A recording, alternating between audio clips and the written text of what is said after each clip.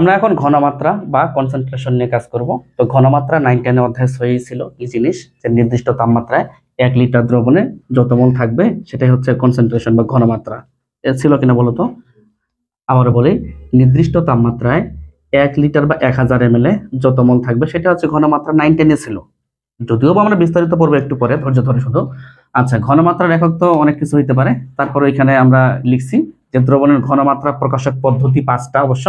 একটা হচ্ছে মোলারিটি, বড় হাতের এম দ্বারা প্রকাশ করে, মোলালিটি ছোট হাতের এম দ্বারা প্রকাশ করে, নরমালিটি বড় হাতের এম দ্বারা প্রকাশ করে, মোল ভগ্নাংশ, শতকরা সংযুক্তি। আমরা পরিবেশ রসায়নে বিস্তারিত আলোচনা করে আসছি মোল ভগ্নাংশ নিয়ে।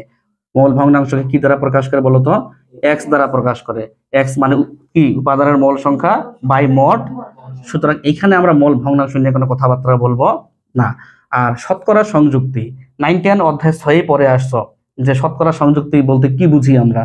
যেমন এখানে তোমাকে যদি আমি বলি যে H2SO4, 9-10 কথা বলতেছি আমি, এই জিনিসগুলো স্যাররা শিখেছিল তোমাকে।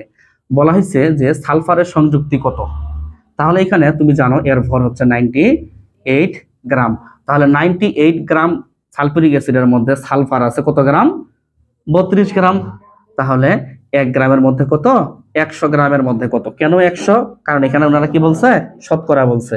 তাই আমরা কিন্তু এই জিনিসগুলো এইভাবে বের করতাম, এইভাবে কিন্তু বের করতাম। তাই আমরা এখানে এই ছোটখাটো বিষয় নিয়ে আমরা কথাবার্তা বলবো না, যা আসবে তার সাথে পার্সেন্টেজ, ঠিক কিনা বলো?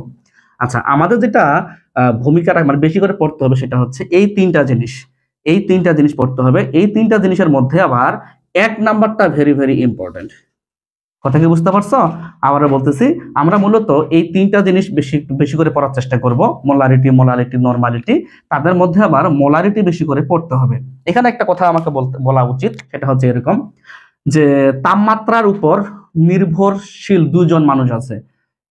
এই যে তোমার কেমনে দেখাবো আমি, এখান থেকে একটা জিনিস বের করতেছি আর এখান থেকে একটা জিনিস বের করে লিখলাম।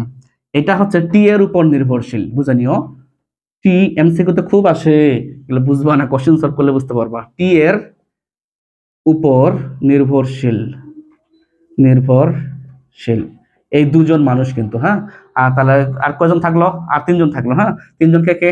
এই যে মোলালিটি, বুঝে নিও, মোলালিটি, তারপরে মোল ভগ্নাংশ, তারপরে শতকরা সংযুক্তি। এই যে 3 জন মানুষ, এই 3 জন মানুষ টি এর উপর নির্ভরশীল নয়। তাদের মধ্যে থেকে শুধুমাত্র মোলালিটিটা পরীক্ষায় আসে বেশি। আমরা বলতেছি কোনটা পরীক্ষায় আসে?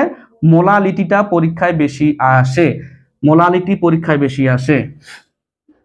মোলালিটি, মোলালিটি টি এর উপর নির্ভরশীল নয়, নির্ভরশীল নয়। এটি এক্সামে খুব আসে, খুব আসে। সামনে যাদের কলেজে পরীক্ষা আছে বা বিভিন্ন প্রতিযোগিতামূলক পরীক্ষা আছে, অবশ্যই এই জিনিসগুলো তুমি পাবা, ঠিক আছে? তবে এখানে একটা কথা লিখছি আমি, আধুনিক কালে মোলারিটি বা ঘনমাত্রার পরিবর্তে কিন্তু পিপিএম একক ইউজ করা হয়। পিপিএম একক ইউজ করা হয়, মাথা রাখবা। কোন একক ইউজ করা হয়? পিপিএম একক অধিক ইউজ করা হয়। আচ্ছা, আরেকটা কথা বলি, সেটা হচ্ছে আমাদের এই যে 3টা পয়েন্ট আছে, ঘনমাত্রা প্রকাশক পদ্ধতি, মোলারিটি, মোলালিটি, নরমালিটি, এই 3টার মধ্যে সচরাচর আমরা ম্যাথ করতে গেলে তো মোলারিটি শব্দটাই পাই, তাই না? যদি কখনো প্রশ্ন আসে যে এই 3টার মধ্যে কোনটা ইউজ করা ভালো, আমি একটু বলি তোমাকে। এইখানে লিখে দিই, একটু এইখানে লিখে দিই যে সংক্ষেপে লিখি, একটু বুঝে নিও। ফির সংক্ষেপে লিখি মোলারিটি, হ্যাঁ বুঝে নিও, ছোট হাতের এম, মোলালিটি, নরমালিটি। এই 3 জনের মধ্যে, এই 3 জনের মধ্যে ছোট হাতের এম ইউজ করা ভালো, ইউজ করা ভালো। কারণ কি? কারণ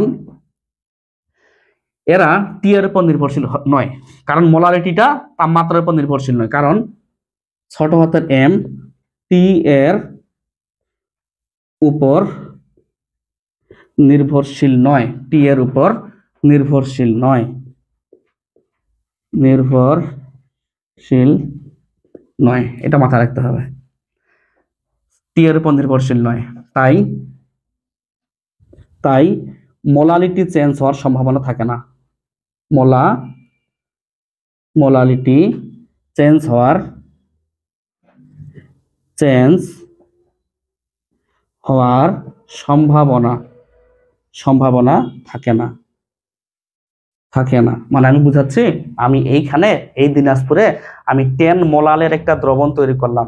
আবারও বলতেছি, 10 মোলাল এর একটা দ্রবণ তৈরি করলাম। এই 10 মোলাল দ্রবণটা যদি আমি কোনো উষ্ণতা প্রবণ দেশে চলে যাই, দেখবো যে 10 মোলালই থাকবে, 10 মোলাল থাকবে, কমও হবে না বেশিও হবে না, কারণ তাপমাত্রার সাথে কোনো সম্পর্ক নাই এর। কিন্তু যদি আমি 10 মোলার বা 10 নরমাল একটা দ্রবণ তৈরি করি দিনাজপুরে এইখানে এই বাসায় এই রুমে, এবং সেটা নিয়ে যদি কোনো উষ্ণতা প্রবণ দেশে চলে যাই আমি, তাহলে কিন্তু আমি 10 মোলার পাবো না।